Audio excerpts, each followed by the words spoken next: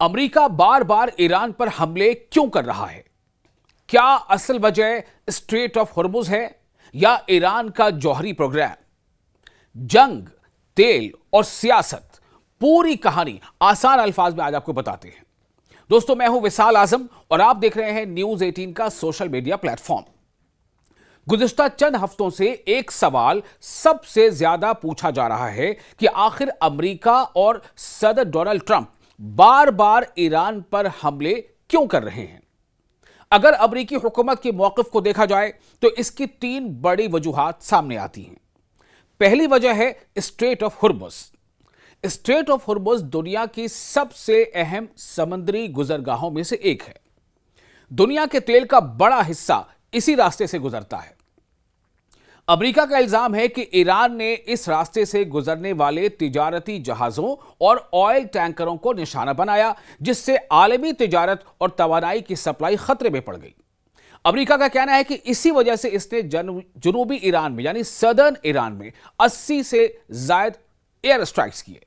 ان حملوں میں فضائی دفاعی نظام یعنی ایئر ڈیفنس سسٹم، ساحلی radar, anti ship missile, command and control مراکز اور پاسداران انقلاب یعنی IRGC سے وابستہ تیز رفتار کشتیوں کو نشانہ بنایا گیا تاکہ ایران کی اسٹریٹ آف ہرمز پر اثر انداز ہونے کی صلاحیت کو کم کیا جا سکے۔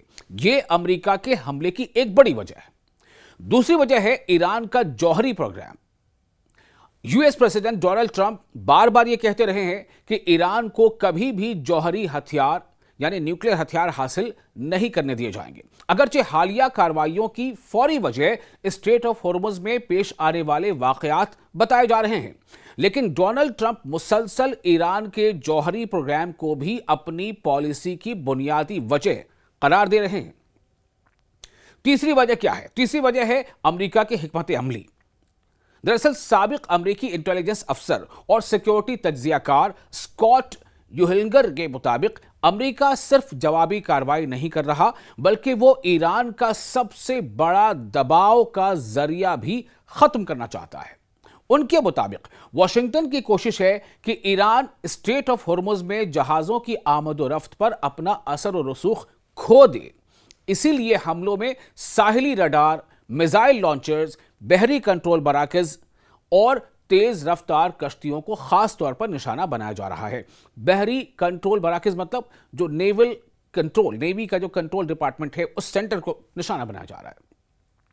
جو تجزیہ کار ہیں، جو کمنٹیٹرز ہیں، ان کے مطابق امریکہ یہ پیغام دینا چاہتا ہے کہ اگر ایران دوبارہ مفاہمتی معاہدے پر عمل کرے یعنی MOU پر عمل کرے تو کشیدگی کم ہو سکتی ہے، لیکن اس پوری حکمت عملی پر امریکہ کے اندر بھی اختلاف پایا جاتا ہے۔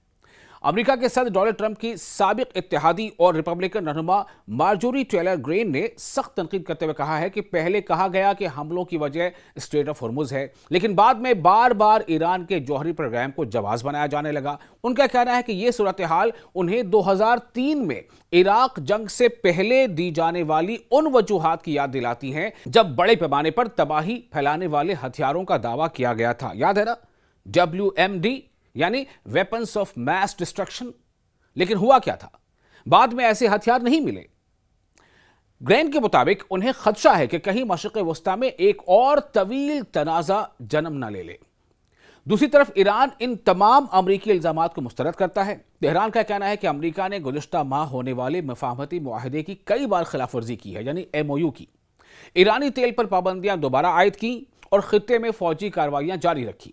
ایران کا موقف ہے کہ اس کی حالیہ کارروائیاں امریکی حملوں کا جواب ہیں۔ ان تمام واقعات کا اثر صرف میدان جنگ تک محدود نہیں رہا۔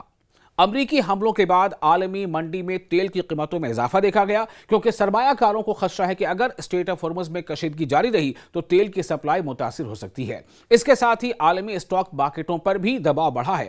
مختصر یہ کہ امریکہ کہتا ہے کہ اس کا مقصد سمندری تجارت کا تحفظ، ایران کی فوجی صلاحیت محدود کرنا اور اسے دوبارہ مذاکرات کی میز پر لانا ہے، جبکہ ایران اسے اپنی خود مختاری کے خلاف جارحیت قرار دیتا ہے یعنی سوورنٹی کے خلاف ایگریشن جو ہے وہ قرار دیتا ہے اور کہتا ہے کہ وہ اپنے دفاع کا، اپنے ڈیفنس کا حق استعمال کر رہا ہے۔ اب سوال یہ ہے کہ کیا دونوں ممالک دوبارہ مذاکرات کی طرف واپس جائیں گے؟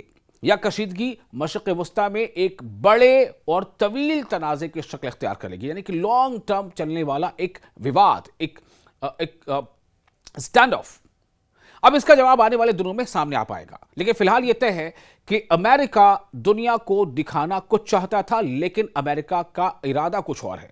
दरअसल अमेरिका चाहता है कि ईरान की जो ताकत है स्ट्रेट ऑफ हॉर्मुज़, उस पर ईरान का कंट्रोल धीरे धीरे कम किया जाए, और इसीलिए इस बार जो अमेरिका ने टारगेट किया है वो स्ट्रेट ऑफ हॉर्मुज़ यानी कि जो साहिली इलाके हैं दक्षिणी ईरान के, उनको टारगेट किया गया है, ताकि जिस धौस के साथ या जिस ताकत के साथ ईरान जो है ये स्ट्रेट ऑफ हॉर्मुज़ अपना कंट्रोल बरकरार रखता है, उसे कमज़ोर किया जा सके। ये अमेरिका की बिल्कुल वही बात कहते हैं ना कि कहनी कुछ और यानी कथनी कुछ और करनी कुछ। इससे कई तरह के वर्ड्स हैं। आप जानते हैं कि ऐसे लोगों को या ऐसी स्ट्रैटेजी को या इस तरह की बात करने वाले को कहा क्या जाता है। ये वीडियो आपको कैसा लगा, आप अपने तासुरात हमें कमेंट बॉक्स में शेयर कर सकते हैं। अगला वीडियो मैं बना रहा हूं वो अहम ये इसलिए है कि हम उसमें ये बताएंगे कि क्या वाकई सिर्फ अमेरिका जो है वो डबल स्टैंडर्ड कर रहा है, या फिर ईरान ने भी एक मास्टर स्ट्रोक चला है। क्या है मास्टर स्ट्रोक, वो अगले वीडियो में आप देखेंगे।